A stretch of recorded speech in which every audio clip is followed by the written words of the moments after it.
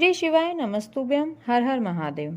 मैं पायल सैनी अपने YouTube channel आज के उपाय में आपका स्वागत करती हूँ। हमारे हिंदू शास्त्रों में कार्तिक महीने का बहुत अत्यधिक महत्व बताया गया है। पूरे कार्तिक महीने में तप और यज्ञ का विशेष महत्व होता है। अश्विन मास की पूर्णिमा तिथि के बाद से कार्तिक महीना शुरू हो जाता है। यह महीना भगवान विष्णु और माता लक्ष्मी को अति प्रिय महीना है। इस मास में भगवान विष्णु और माता लक्ष्मी की पूजा के साथ साथ तुलसी पूजा का भी बहुत महत्व माना गया है। कार्तिक महीने में धनतेरस, छोटी दिवाली, बड़ी दिवाली, छठ पूजा, कार्तिक पूर्णिमा, वैकुंठ एकादशी आदि कई महत्वपूर्ण और बड़े त्यौहार पड़ते हैं। आज हम इस वीडियो में कार्तिक मास के 7 नियम जो ग्रंथों में बताए गए हैं उनके बारे में और इस पूरे महीने में पहले दिन से लेकर आखिरी दिन तक किए जाने वाले पूज्य गुरुजी के द्वारा बताए गए सभी उपायों के बारे में जानकारी प्राप्त करेंगे। तो चलिए वीडियो शुरू करते हैं। भगवान विष्णु ने स्वयं 7 नियम जो कार्तिक मास के महीने में हमें पालन करना चाहिए उनके बारे में जानकारी दी है। इसकी जानकारी आपको विष्णु पुराण में मिल जाएगी। सबसे पहला नियम आता है दीपदान। कार्तिक महीने में दीपदान का बहुत ही अत्यधिक महत्व बताया है। कार्तिक के पूरे महीने में नदी, घाट, तालाब के किनारे आपको पूरे महीने दीपदान अवश्य करना चाहिए। इससे आपको मोक्ष की प्राप्ति होती है। दूसरा नियम है तुलसी पूजा। कार्तिक महीने में तुलसी की पूजा का भी बहुत अधिक महत्व बताया गया है। आपको पूरे महीने कार्तिक के तुलसी की पूजा करनी चाहिए और शाम के समय तुलसी में घी का दिया प्रज्वलित करना चाहिए। तीसरा नियम है भूमि पर शयन। कार्तिक के पूरे महीने आपको भूमि पर सोना चाहिए। इससे आपके मन में सात्विकता का भाव बना रहता है। चौथा नियम है शरीर पर तेल लगाना। आपको कार्तिक के पूरे महीने अपने शरीर पर तेल नहीं लगाना चाहिए। पांचवा नियम है दलहन चीज़ों का त्याग।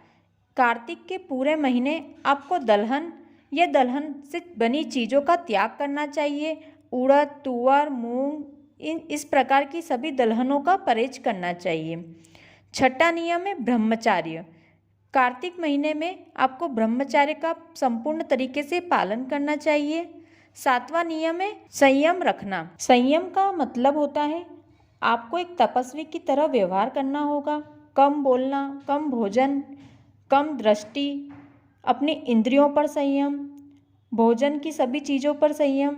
इसी प्रकार आपको अपने शरीर की हर गतिविधि पर संयम रखना होता है। आप जरूरी नहीं है कि ये 7 नियम का पालन करें।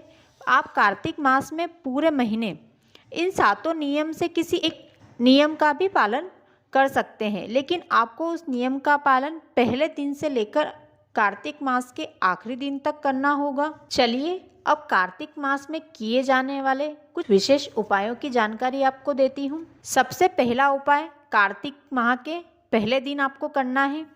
कार्तिक मास के पहले दिन स्नान करने के बाद घर के मुख्य द्वार पर बाहर की ओर दोनों कोनों पर एक एक घी के दिए में कमलगट्टा डालकर अपना नाम और गोत्र बोलकर प्रज्वलित कर दें। इससे भगवान विष्णु और माता लक्ष्मी की कृपा आप पर हमेशा बनी रहेगी।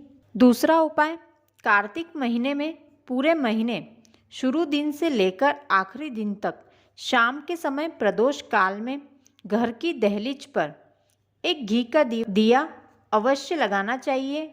यदि आपकी ज़िंदगी में बहुत कष्ट और बहुत तकलीफ़ें हों तो ये उपाय आपको अवश्य ही करना चाहिए। तीसरा उपाय यदि बहुत ज़्यादा दुख है, बहुत ज़्यादा तकलीफ़ है तो कार्तिक मास में बेलपत्र के पेड़ के नीचे या पीपल के पेड़ के नीचे या आंवले के पेड़ के नीचे, इन तीनों में से किसी भी वृक्ष के नीचे बैठकर घी का दिया लगाकर दुख दहन स्तोत्र का पाठ करना चाहिए। भगवान विष्णु आपके सभी दुख हर लेंगे। चौथा उपाय कार्तिक मास में पूरे महीने दीपदान अवश्य करें। आंवला या पीपल या बेलवृक्ष इन तीनों में से किसी भी वृक्ष के नीचे दीप अवश्य ही लगाएं। पांचवा उपाय कार्तिक महीने में दशमी तिथि को तुलसी की सूखी डंडी का टुकड़ा घी में भिगोकर दिए में रखकर दिए में घी भर दें और अपनी कामना करके प्रज्वलित करें। फिर उसी से भगवान विष्णु की आरती उतारें। जो ये उपाय कर लेता है उसकी सभी मनोकामनाएं 3 महीने पूरी होती है और अगले जन्म में उसे मृत्युलोक पर दोबारा जन्म नहीं लेता है, वो भगवान के गोलोक धाम में हमेशा के लिए वास कर जाता है। आपको सूखी डंडी का तुलसी का दीपक देवता के मंदिर में लगाना है, जैसे कि आप विष्णु मंदिर में, राम मंदिर में या कृष्ण मंदिर में लगा सकते हैं। और कहीं आपके आसपास मंदिर ना हो तो अपने घर के मंदिर में भी आप लगा सकते हैं। छठा उपाय, कार्तिक पूर्णिमा को देव दीपावली भी कहा जाता है। इस दिन का बहुत अत्यधिक महत्व होता है। पूरे कार्तिक महीने का फल आपको कार्तिक पूर्णिमा के दिन ही प्राप्त होता है। कार्तिक पूर्णिमा के दिन जो भी किसी जलाशय, नदी, कुआं, तालाब पर दीपदान करता है, यानी कि दीप प्रज्वलित करता है, उसे धनतेरस, रूप चौदस और लक्ष्मी पूजा, इन तीनों दिनों की पूजा और दान का फल कई लाख गुना बढ़कर प्राप्त होता है।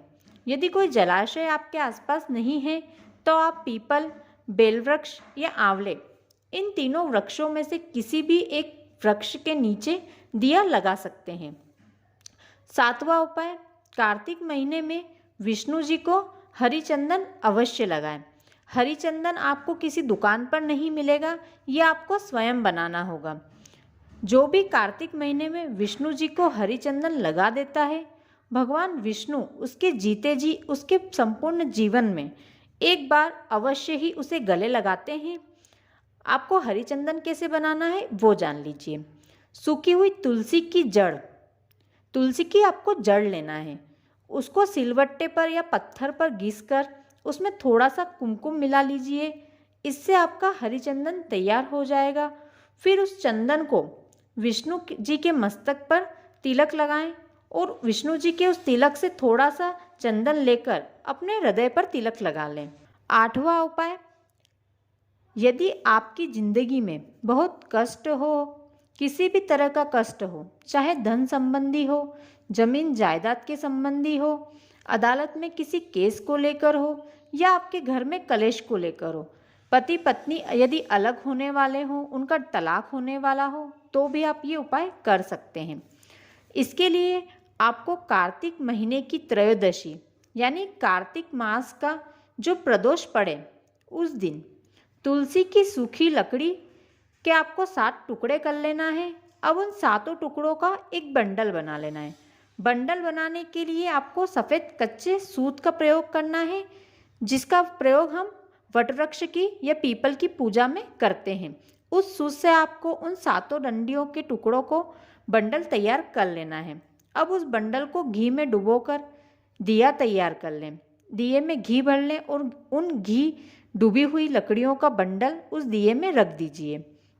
अब प्रदोष के दिन, प्रदोष काल में शाम के समय किसी भी देवता के मंदिर, चाहे राम, चाहे कृष्ण या चाहे विष्णु जी के मंदिर में, यदि आपके आसपास कोई मंदिर नहीं है तो अपने घर के मंदिर में तुलसी की डंडी का दिया प्रज्वलित कर दें जो आपने तैयार करा है। जो ये उपाय कर लेता है उसकी जिंदगी के समस्त कष्ट दूर हो जाते हैं। 9वां उपाय, कार्तिक मास की पूर्णिमा के पहले पड़ने वाली चतुर्दशी के दिन करना है। इस चतुर्दशी को वैकुंठ चतुर्दशी कहा जाता है। वैकुंठ चतुर्दशी के दिन मध्य रात्रि में दीपदान किया जाता है। कार्तिक के पूरे महीने में शाम के समय या सुबह के समय दीपदान किया जाता है, लेकिन वैकुंठ चतुर्दशी ही कार्तिक मास में एकमात्र दिन ऐसा है जिसमें मध्य रात्रि यानी रात को 11 बजे से लेकर 12:30 बजे तक 14 दीप जलाए जाते हैं। आपको वैकुंठ चतुर्दशी के दिन मध्य रात्रि में 14 दीप लगाना है। एक दीप आपको अपनी रसोई में, जहां आपका परिंदा है, जहां आप पानी भरते हैं, वहां लगा दीजिए और दूसरा दीप तुलसी के क्यारे पर लगाएं। बाकी के जो 12 दीप बचे हैं वो घर के बाहर आप लगा दीजिए। कार्तिक के महीने में यदि आप कुछ भी ना कर पाएं तो बेलपत्र, पीपल या आंवले के वृक्ष के नीचे शाम को एक घी का दिया पूरे महीने अवश्य लगाएं। यदि आप ये भी नहीं कर सकते हैं तो अपने घर के दरवाजे पर बाहर की ओर दिया लगाएं। यदि आप ये भी नहीं कर सकते तो अपने घर के तुलसी के क्यारे में कार्तिक के पूरे महीने दिया लगाएं। यदि आप यह भी नहीं कर सकते तो अपनी रसोई घर के परिंदे पर एक घी का दिया लगाएं। यदि आप ये भी नहीं कर सकते तो अपने घर के दरवाजे पर रोज़ सुबह उठकर पानी का छिड़काव करें, यानी कि पानी के छींटे लगा दीजिए। यदि आप ये भी नहीं कर सकते तो कार्तिक मास के पूरे महीने अपने घर के मंदिर में एक तुलसी का दल अपने देवता को अवश्य ही समर्पित करें। आशा करती हूँ वीडियो में बताई गई कार्तिक महीने की जानकारी आपको अच्छी लगी होगी। आप इस जानकारी को अपने दोस्तों, अपने परिवार के सदस्यों के साथ शेयर करें ताकि वे भी इस जानकारी का लाभ उठा सकें। वीडियो को आखिरी तक देखने के लिए धन्यवाद। यदि आपको वीडियो अच्छा लगा हो तो वीडियो को लाइक और शेयर करें, साथ ही कमेंट में हर हर महादेव लिखें।